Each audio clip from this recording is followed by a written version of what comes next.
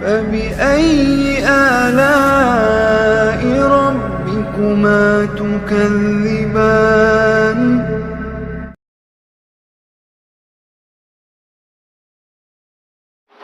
السلام عليكم ورحمة الله وبركاته.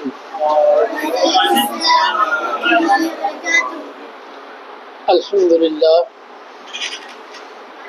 لله وحده والصلاة والسلام على من لا نبي بعده وعلى آله وأصحابه ومن تبعهم بإحسان إلى يوم الدين وتسليما كثيرا أما بعد.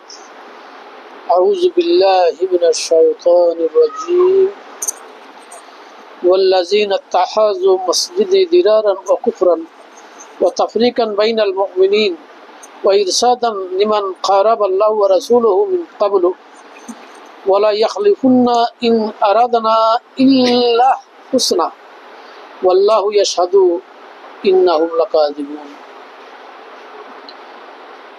প্রশংসা আল্লাহ পাক সুবহানাহু ওয়া তাআলার জন্য, সালাতু সালাম বর্ষিত হোক আমাদের প্রিয় নবী খাতামুন নবী মুহাম্মদুর রাসূলুল্লাহ সাল্লাল্লাহু তাআলা আলাইহি ওয়াসাল্লামের প্রতি। ইদানিং আমাদের দেশে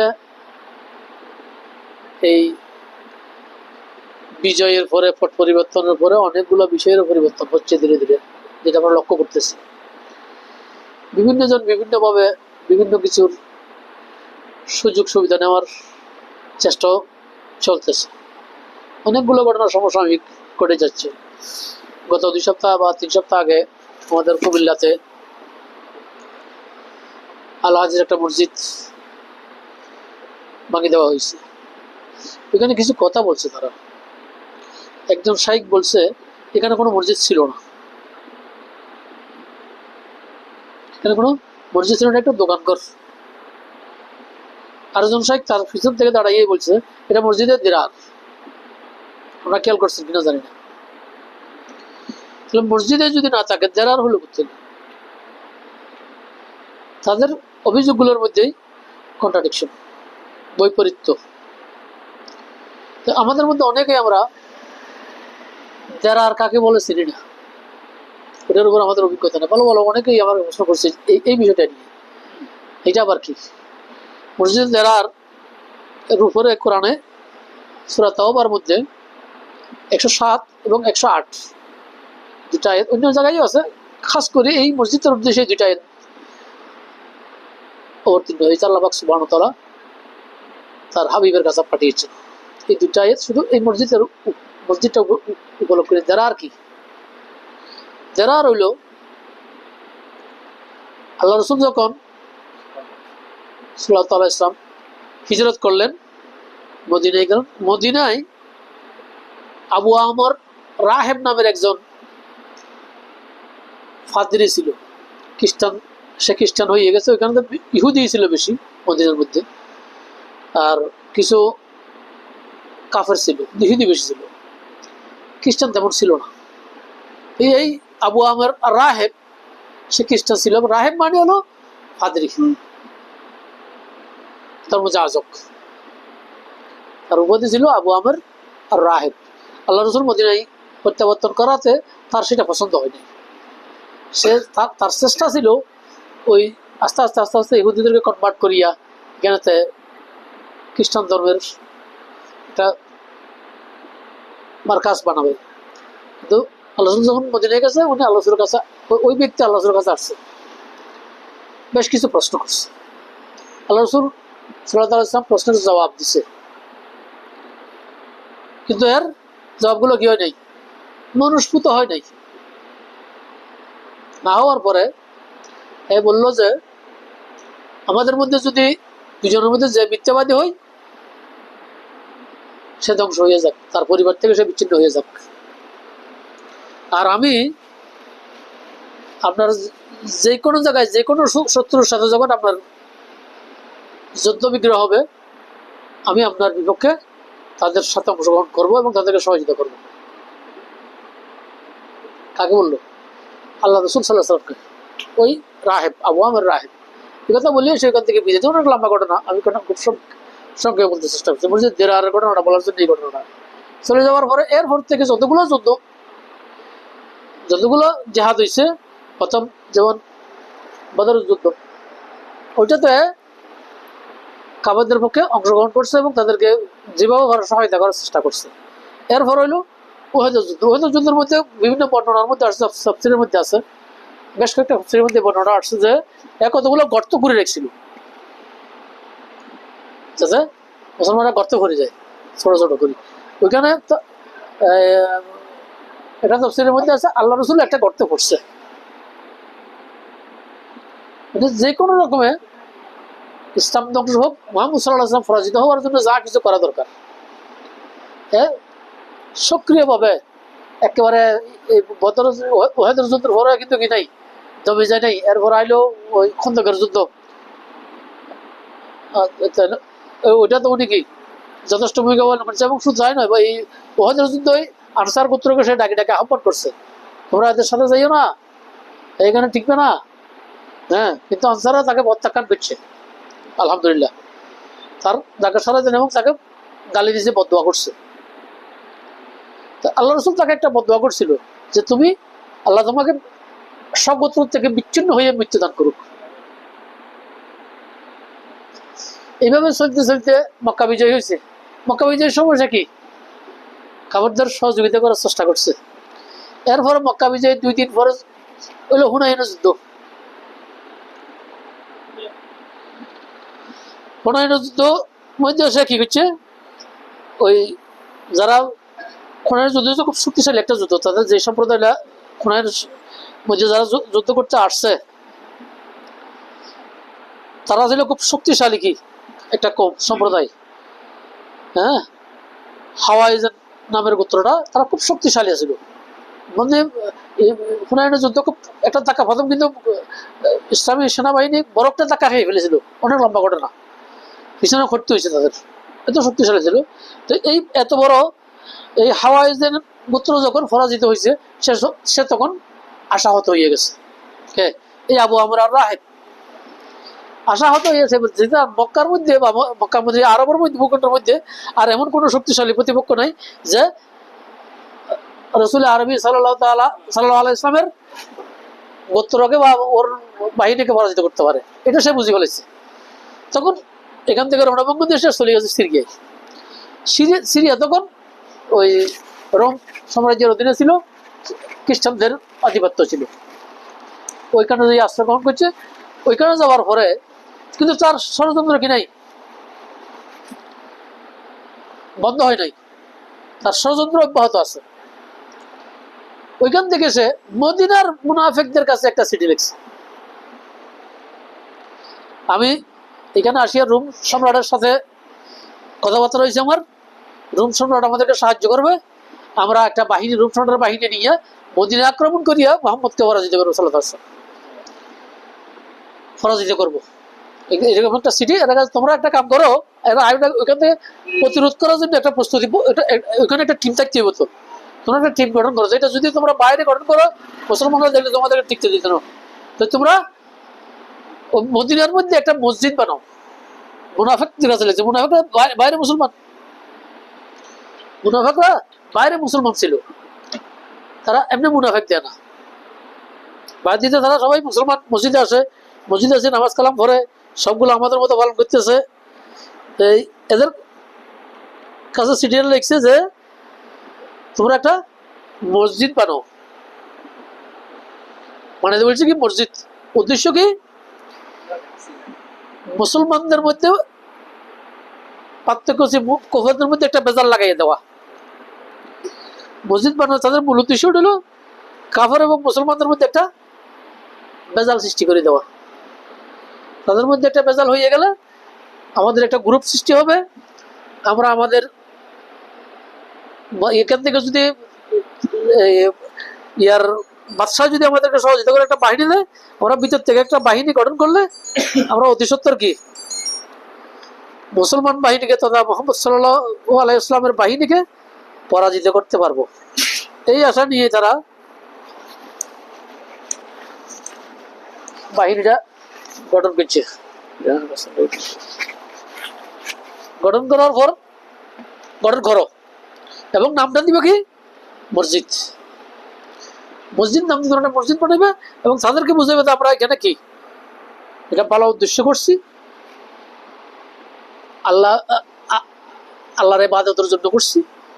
তাই তারা এর কথা মতো এখানে আল্লাহ কোরআনে কি বলছে, ওয়াল্লাযিনা তাহাযু মসজিদান দিরারান ওয়া কুফরান ওয়া তাফরিকান বাইনাল মুমিনিনা ওয়া ইসরাদান লিমান হারাবাল্লাহু ওয়া রাসূলুহু মিন ক্বাবলু। আর যারা মসজিদ বানিয়েছে ক্ষতি সাধনের উদ্দেশ্যে, আল্লাহ পাক সুবহানাহু ওয়া তাআলা যারা মসজিদ বানিয়েছে ক্ষতি সাধনের উদ্দেশ্যে, কুফর ও মুমিনদের মধ্যে বিভেদ সৃষ্টি করার জন্য, এবং ইতিপূর্বে আল্লাহ তার রসুলের বিরুদ্ধে যে লড়াই করেছে তার গাঁটি হিসেবে প্রতিষ্ঠা করেছে। যারা আল্লাহ এবং তার রসুলের বিরুদ্ধে ইতিপূর্বে লড়াই করছে তাদের একটা গাঁটি বানানোর জন্য, এবং সে বলে দিয়েছে এখানে তোমরা বাদ দিয়ে নামাজ পড়ে বলছে ভিতরে এখানে অস্ত্র শস্ত্র ঘরটা একটু মজবুত করে বানানোর জন্য বলছে। এই মসজিদটা একটু মজবুত করে এটা একটা গাঁটি হিসেবে ব্যবহার করা যায়, এবং এখানে বসে আমরা ষড়যন্ত্র করলে, মিটিং করলে, বাহিনী গঠন করলে বাইরের মুসলমানের আর সন্দেহ করতে পারবো না। এর পরামর্শ অনুযায়ী এখানে 12 জন ইয়া ছিল মুনাফিকের একটা লিস্ট আছে। আমি লিস্ট আনছিলাম কিন্তু দেখি পাইতেছি না। 12 জন মুনাফিকের একটা লিস্ট, এই 12 জন মুনাফিকে মিলিয়া তারা কি করবে মসজিদটা নির্মাণের কাজ নিছে।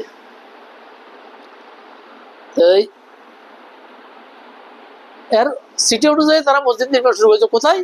বর্তমান যে কৌবা মসজিদ আছে, আল্লাহ রাসূল যেটা প্রথম মসজিদ করছে কৌবা মসজিদের অনতি দূরে, মসজিদে কোবার অনতি দূরে তারা মসজিদটা নির্মাণ শুরু করছে। খুব দ্রুত করছে না, মসজিদটা খুব সুন্দর করে করছে। করার পরে মসজিদ প্রায় নির্মাণ হয়ে গেছে। তারা তখন আল্লাহ রসুলের কাছে গেল এটা মসজিদ হিসেবে স্বীকৃতি নেওয়ার জন্য।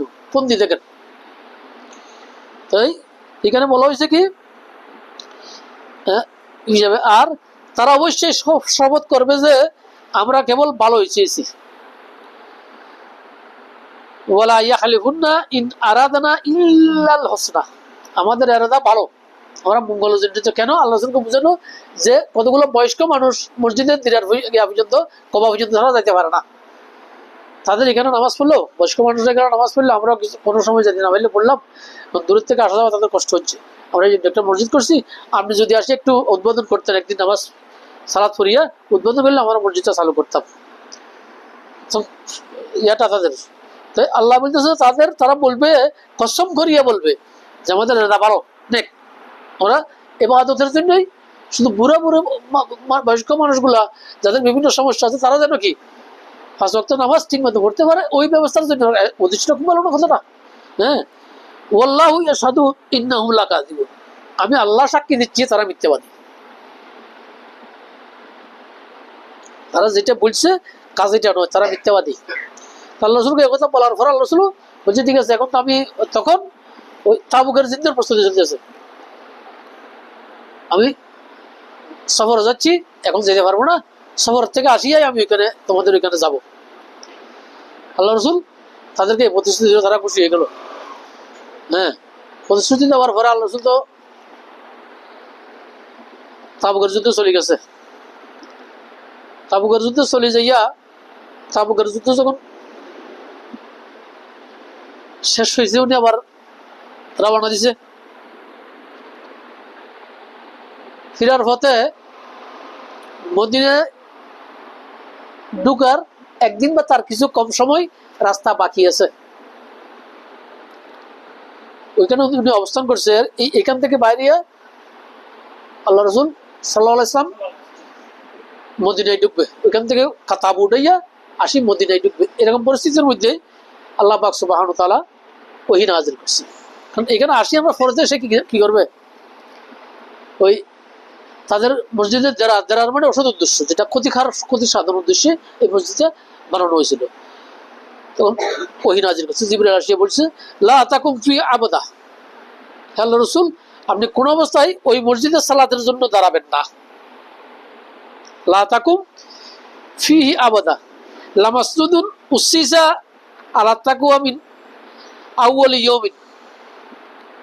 আউয়ালি ইয়াউমিন হাক্কান তাকুমা ফিহি, আপনি কোন অবস্থায় তারার যে মসজিদ বানাইছে অসৎ উদ্দেশ্য নিয়ে মুসলমানদের ক্ষতি করার জন্য, মুসলমান আর কাফেরদের মধ্যে বিভেদ সৃষ্টি করার জন্য, এবং যারা আল্লাহ এবং তার রসুলের বিরুদ্ধে ইতিপূর্বে যুদ্ধ করছে তাদেরকে একত্রিত করার জন্য যে মসজিদটা করা হয়েছে, তুমি ওইখানে যাইয়া খবরদার কোনো অবস্থায় দাঁড়াইও না, সালাত পড়িও না।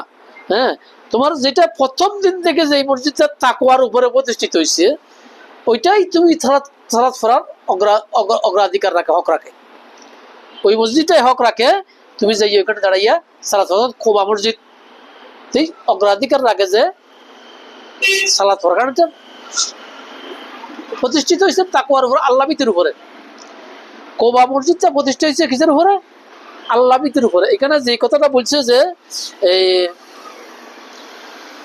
লা মসজিদুন উসসিসা আলা তাকওয়া মিন আউয়ালি ইয়াউমিন, প্রথম দিন থেকে যে মসজিদটা তাকওয়ার উপরে প্রতিষ্ঠা, এই কথা নিয়ে মুফাসসিরদের মধ্যে দুইটা মত আছে। ইবনে কাসির রাহিমাহুল্লাহর মত হলো এটা কোবার মসজিদের কথা বলছে, আর বাগাবি এবং জাকারিয়া হাফিজুল্লাহর মত হলো এটা মসজিদে নববীর কথা বলছে, কারণ মসজিদ নববীতে তাকওয়ার উপরে কোবা মসজিদ। তবে দুটোটার সমন্বয়ে যেটা বলা হয়েছে যে দুটোটা মসজিদে তাকওয়ার উপরে প্রতিষ্ঠিত, আলহামদুলিল্লাহ। এখানে আল্লামা ইবনে কাসির রাহিমাহুল্লাহ এটার উপরে জোর দেওয়ার একটা কারণ আছে, এটা আমি পরে আসতেছি। তাহলে এখানে যতগুলো তাফসীর আমি মোটামুটি চেষ্টা করছি দেখার জন্য, সবগুলো এখানে বলা যাবে না। তো মূল করিয়া যেটা আছে তাকওয়ার উপরে প্রতিষ্ঠিত মসজিদে কোবা এবং মসজিদে নববী, দুটোটাই প্রথম দিন থেকে আলহামদুলিল্লাহ কি শুরু হতে তাকওয়ার উপর প্রতিষ্ঠিত। তাহলে তাকওয়ার উপর যে মসজিদ গুলো প্রতিষ্ঠিত, আমি তো ওইখানে ছাড়া ওইটাই আপনার হক বেশি। আপনি দাঁড়াইয়া সালাত পড়ার ওই মসজিদ গুলোতে আপনার হক বেশি।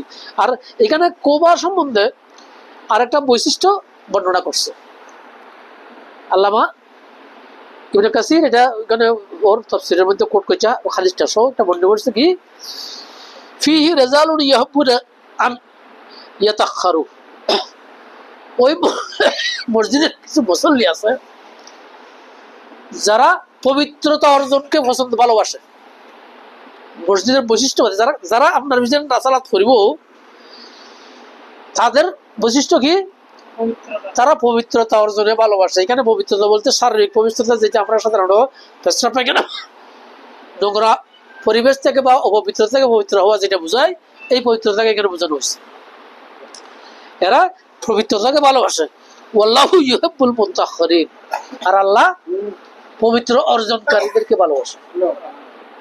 তারা পবিত্রতা অর্জনকে ভালোবাসে। ওইখানে যারা মুসল্লি আছে তারা পবিত্রতা অর্জনকে ভালোবাসে। আর আল্লাহ পাক সুবহানাহু ওয়া তাআলা পবিত্র অর্জনকারীকে ভালোবাসে। সুবহানাল্লাহ। এখানে যেটা বিষয়, মূল একটা বিষয় যে আমরা যারা মসজিদে সালাত পড়তে যাই, আমাদের পবিত্রতার দিকে নজর দেওয়া বেশি কি জরুরি। এবং যেখানে পবিত্র অর্জনকারীরা সালাত পড়ে ওইখানে অংশগ্রহণটা কি জরুরি।